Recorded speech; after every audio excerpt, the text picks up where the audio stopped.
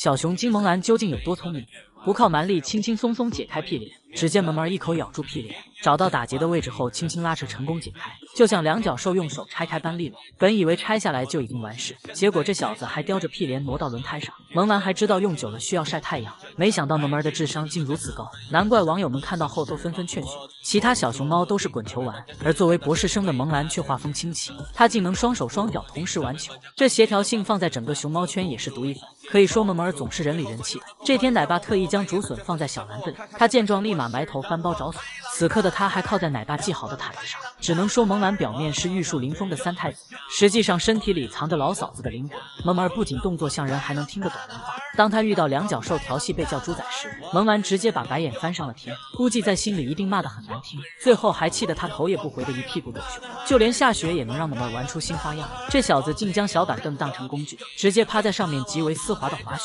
这小子做事情还很有策略。只见萌萌正准备越狱，可他并没有发挥体内的洪荒之力，而是学会了利用道具的辅助。萌兰将大黄球从另一个角落踢过去，就能轻而易举地爬上墙。如此机智聪明，他怕不是读过《孙子兵法》，不仅智商超群，萌萌的情商也是1顶1的。这天他在营业时困意来袭，倒头就睡。不明所以的游客喊了萌兰一声，直接吓得他像中枪那般摔到地上。这一幕刚好被两脚兽全程目睹。萌兰为化解尴尬，只好假装滚圈。不过这一切都是有迹可循，毕竟7个月的他就可以指挥奶爸。萌兰爬树时看到自己被挡住镜头，小家伙立马扭头示意对方离开，而奶爸也识趣的去对面帮助萌兰。即使还是圆滚滚的糯米团子，但萌兰已经开始为未来做打算。只见他熊熊碎碎的爬到饲养员身边，还使尽吃奶的力气用熊掌扯钥匙。还好下一秒被奶爸发现，不然这小家伙又得去流落街头了。作为战五渣的他经常被小熊欺负，本来在外场巡逻，他不料被咬了屁股。萌兰立马委屈巴巴的向姨们告状，虽然他不会讲人类的语言，但萌兰绝对不只是人类幼崽的智商。没想到香香公主的盛世美颜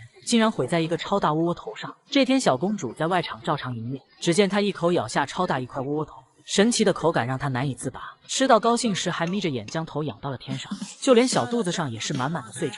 只不过因为香香太过用力，竟导致碎渣卡在牙缝。香香也丝毫不在意形象，直接当着粉丝的面开始抠牙，如此狰狞的表情可是难得一见。一向闻名观猫的粉丝们再也克制不住，直接发出阵阵狂笑。香香本以为自己星途一切坦荡，没想到这件事成了她熊生最大黑料。小公主刚回国的那段时间，还没改掉旅居时期的社恐拘谨，一见到游客就躲在草丛中，就连吃竹子时也会突然卡壳。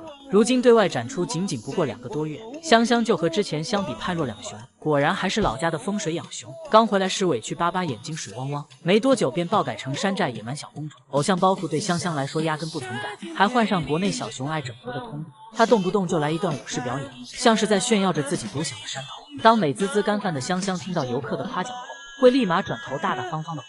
只见他认真倾听着两脚兽的语言，还乖乖地看向镜头配合粉丝们拍照，连手中的笋笋都暂且搁置。小公主在外人面前有着熊社，自家人面前却是毫无包袱。她在干饭的时候也要一熊控3笋。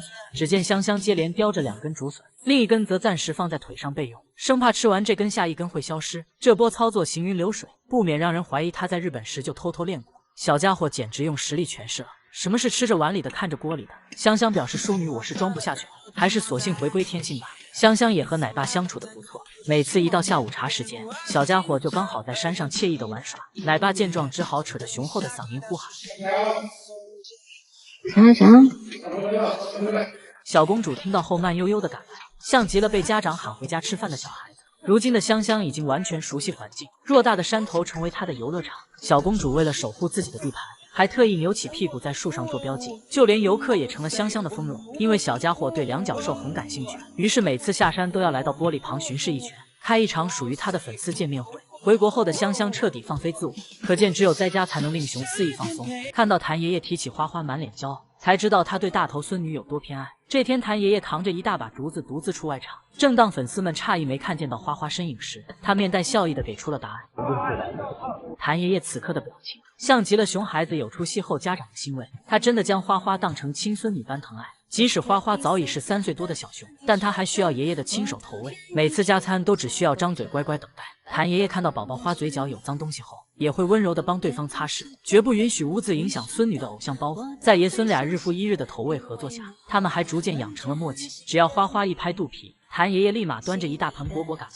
这是独属于谭棉花间的暗号吗？不过谭爷爷有时来不及投喂，而花花还刚好是个慢悠悠的性格，他只好将小苹果放到孙女的熊掌里，还叮嘱着小家伙一定要藏好，生怕小零食被荷叶那个土匪熊抢走。他对姐弟俩的双标也体现在方方面面。这天，谭爷爷本来在外场陪着花花，转头看到木架上的荷叶睡醒后，连孙女也不顾，直接拔腿就跑。姐弟俩看到这一场面后，整张熊脸上都写着问号。小叶子对于爷爷的离开没有不开心，花花反而开始闷闷不乐。小家伙认定是臭迪迪吓走爷爷的，于是他跑上木架对弟弟一顿教训。越想越气的花花还忍不住上嘴，心想都赖你让爷爷离开本花。宝宝花为了给谭爷爷报仇，1.3米的战五渣都不惜深入险境，只能说他绝对是实打实的爷爷女。正因为眼里心里全都是爷爷，花宝鸡才会给了他独一份的温柔。这天爷孙俩在外场奔跑时，花花一路都高高翘起自己的小尾巴，直到靠近爷爷后才肯放下。要知道在动物界翘尾巴可是随时准备作战的警惕状态，而花花却能完全放下戒备，足以可见他对谭爷爷有多信任。小家伙也同样偏爱着爷爷，